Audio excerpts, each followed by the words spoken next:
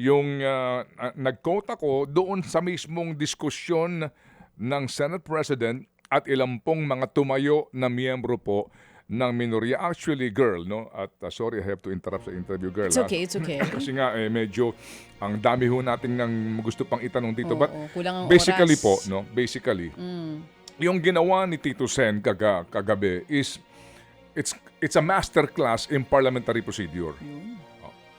Kung ikaw interesado sa mga sinasabing panuntunan sa isang parlamento o isang deliberative body gaya po nitong Philippine Congress. Kasi nga, kung ipipilit po yung pagboto dito, talaga po namang bakbakan ito, magkakainitan dito at baka magkapersonalan na. So the fact po na nagbilang sila, kung meron silang 11 solid roon, yung 12 hindi na kompleto, pag sila umalis, wala na silang quorum. Ganun po yun. Basically, it's a very wise move, unang-una, para hindi matuloy yung binabalak na majority. Kasi po, sa Kongreso, nasa minority ang bit kung walang quorum.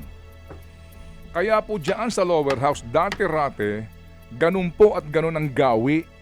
Kapag meron silang quorum, kung ano ang gusto nilang ilusot, gagawin nila at gagawin kasi they have the tyranny of numbers. Kaya kahit natutol ka dyan, maglupasay ka dyan, at the end of the day, we vote. And majority wins. Ganun po lagi yan eh. So kahapon po yung pag-question doon sa quorum ay very brilliant move. Para nga matigil ito. Yung pag-walkout nila is not a violation of any rule. Yung simpleng pag-alis mo sa floor, kasi nga pag sinabi mong quorum, kaya nga quorum call ang kanyang motion. Mr. Speaker, do we have a quorum? Pag sinabing, yes we have, quorum call, mag-attendance ka nga ulit na magkaalaman tayo. Well anyway, sa mga kapatid, ito pong nangyari ito kahapon ay napakaganda rin po na sundan natin kung ano ba ang mga mangyayari on Monday.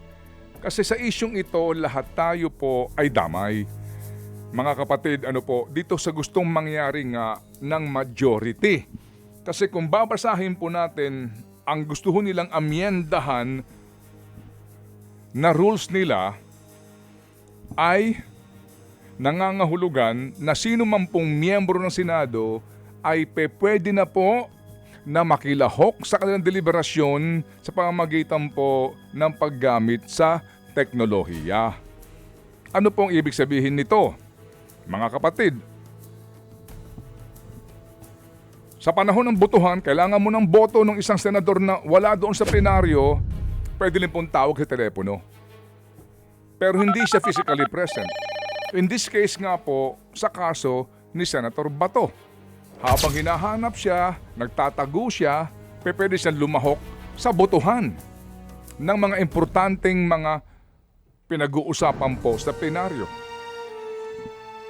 Mawalang galang lang kung halimbawa po merong makulong na mambabatas.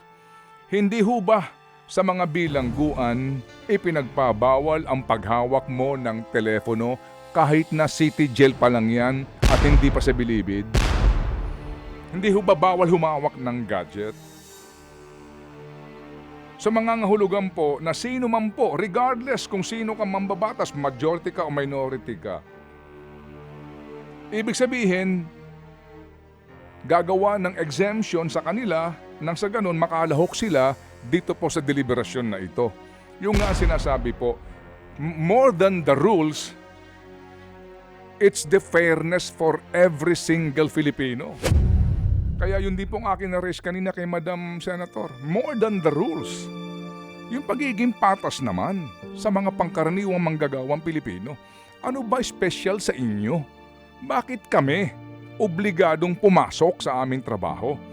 At hindi kami pumasok, wala kaming sweldo. Hindi po ba?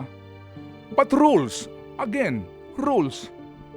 Well, sabi nga mga kapatid ni John, At saka ni Winston, kilala mo si John. John who? Si John Wick. At Winston who? At saka ni Winston. Without them, we'd live with the animals. True FM. Rules.